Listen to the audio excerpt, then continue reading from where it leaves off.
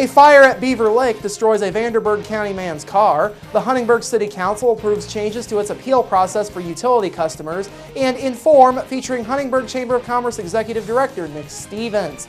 Those stories and much more are up next here on 18 WJTS News.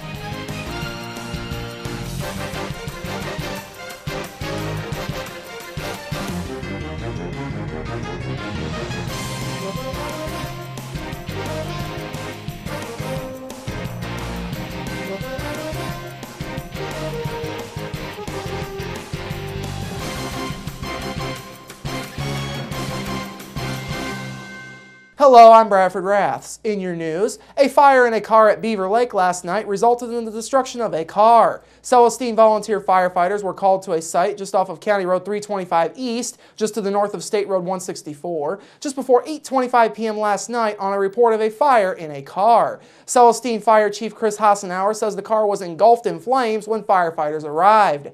Hassenauer says no structures were in any danger. Hassenauer says the car, a 2001 Nissan Maxima owned by Taryn Ellis of Evansville, was totaled in the fire. The car was towed away by a Ubelor & Sons wrecker. No cause has been determined at this point, but Hassenauer says it appeared that the fire started in the engine compartment of the car. The Celestine Volunteer Fire Department responded with 5 trucks and 19 firefighters and were on scene for 50 minutes. Last night, the Huntingburg City Council approved a change to the appeals process for utility customers that have delinquent accounts. The amendment to the city's municipal code adds a wrinkle to the appeals process for those who have delinquent utility accounts. Huntingburg Mayor Denny Spenner says this new ordinance was born out of a federal court ruling on a utility case in Crothersville, Indiana last year. A federal court ruling recently in another town in Indiana indicated that there was due process denied in that case. So what our utility board did this evening was to set up a procedure by which someone who wants to dispute a delinquent account has a way to take that to a second hearing. Spenner says this new process is now more in line with federal standards. So it just adds a level of appeal to the case as outlined as the result of that federal law that involved the town of Crothersville, Indiana last year. Until now, the appeals process ended after the Huntingburg Clerk Treasurer's Office made its ruling on a case. Under the new appeals process, anyone with a delinquent utility account now has the opportunity to appear before the utility board to state their case if they are discontent with the ruling that is made by the Clerk Treasurer's Office. This weekend, the town of Ferdinand and the Ferdinand Volunteer Fire Department will be hosting its 50th annual Firemen Ball. The event is set to take place tomorrow evening starting at 5 p.m. at the Ferdinand Community Center. The event will kick off with the serving of fried chicken dinners.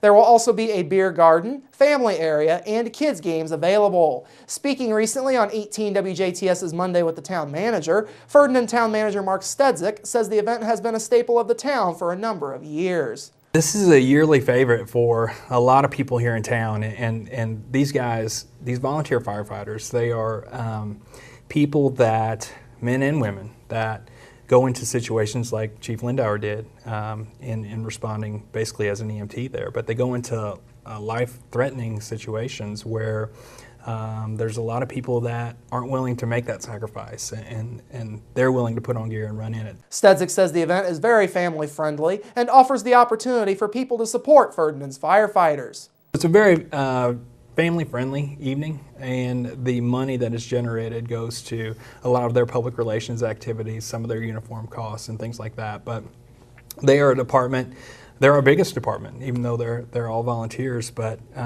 this is a good time and a good night for people to come out and support their local fire department.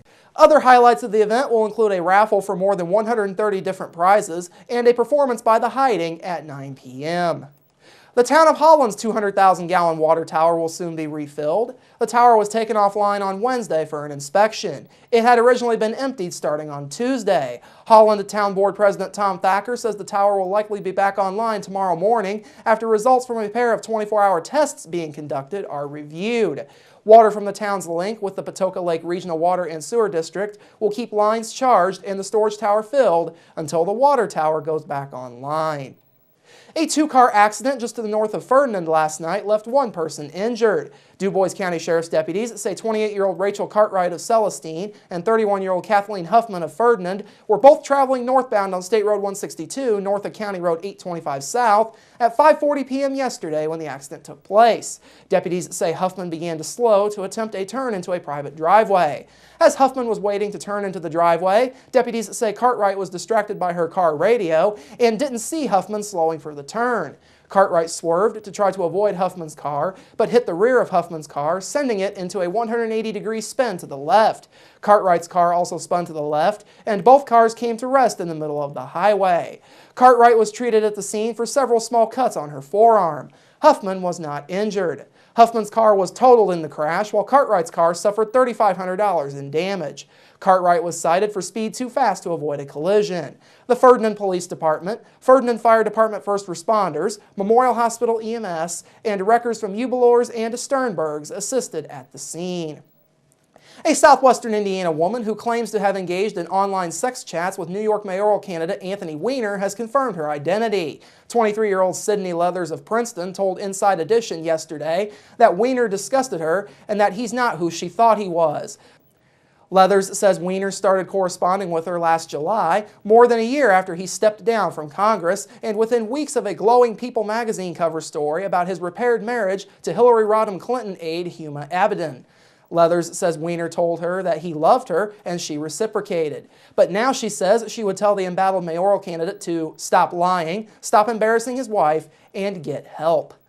The DuBois County Museum recently opened the final phase of its Honoring Our Military permanent military exhibit. The new phase, known simply as Vietnam, displays the uniforms of several DuBois County servicemen: Air Force Captain Kurt Wiseman, Army SP-4 Edward Ozer, Army SP-4 Ambrose Merkel, Marine Corporal Dennis Rollader, Navy River Patrol EN-3 Gerald Meyer, and Navy CB Frank Drock. Artifacts from the museum's collection of war items are also on display. The DuBois County Museum would also like to remind military families of its Blue Star program. The program, which was originally launched in May, is a collaboration between National Endowment for the Arts, Blue Star Families, the Department of Defense, and more than 2,000 museums across America that offers free admission to all active duty military personnel, including National Guard and Reserve, and their families from Memorial Day to Labor Day of this year. The complete list of participating museums is available at arts.gov/Blue Star Museums.